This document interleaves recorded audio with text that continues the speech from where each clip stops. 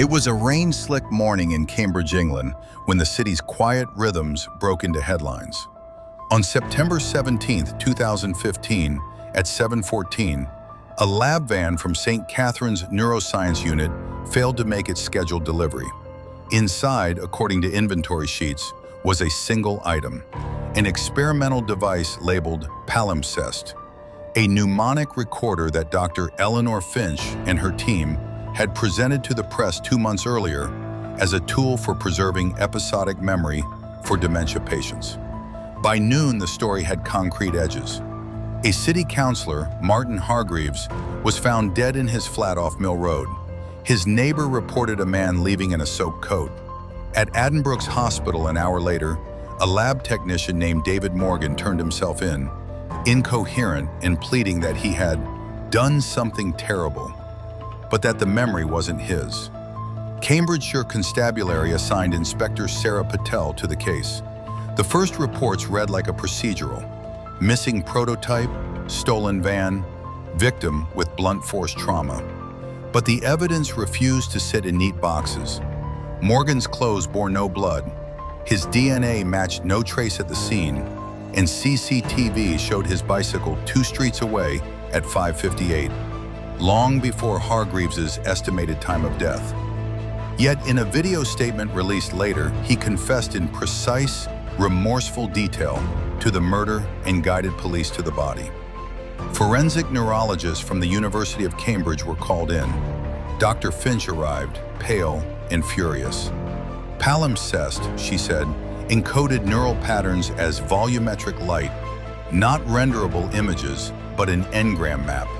It was prototype software and hardware, an array of transcranial photonic emitters, and a cryo-stacked memory lattice. It could not, by design, write back into a living brain. Not yet. Except someone had written.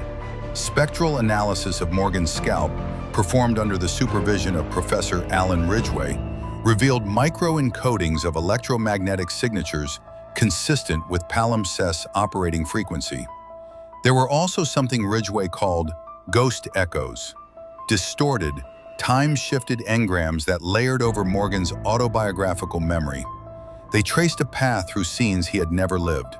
Police discovered a ransom-style message posted to an encrypted forum, an anonymous broker claiming to sell true memories harvested from the storerooms beneath St. Catherine's, priced in untraceable credits.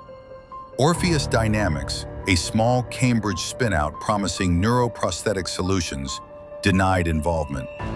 The Guardian and BBC ran parallel investigations into commercial motives and political enemies. Hargreaves had opposed a development project that would have handed property to an investor with close ties to Orpheus. Courtrooms are not laboratories, and the case forced both to change.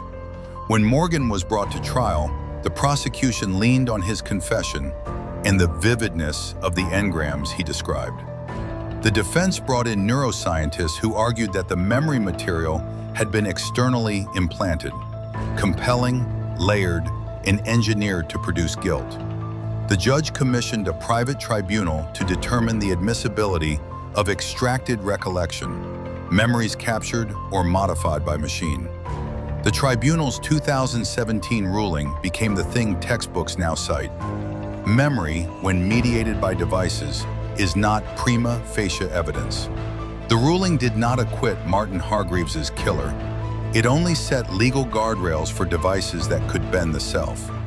David Morgan was released on the grounds that his confession had been produced under the influence of implanted episodic material. The Palimpsest hardware, however, had vanished from police custody.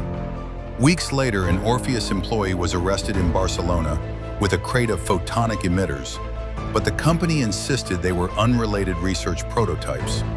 The connection remained circumstantial.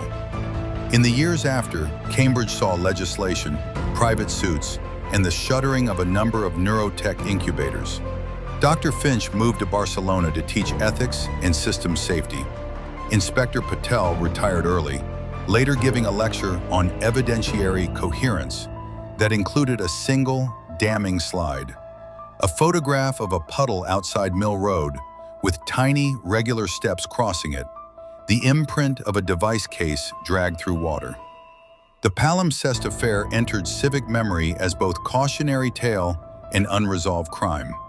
No one can now say for sure who pulled the strings that made a man confess to a murder he likely did not commit, or who wanted Martin Hargreaves silenced.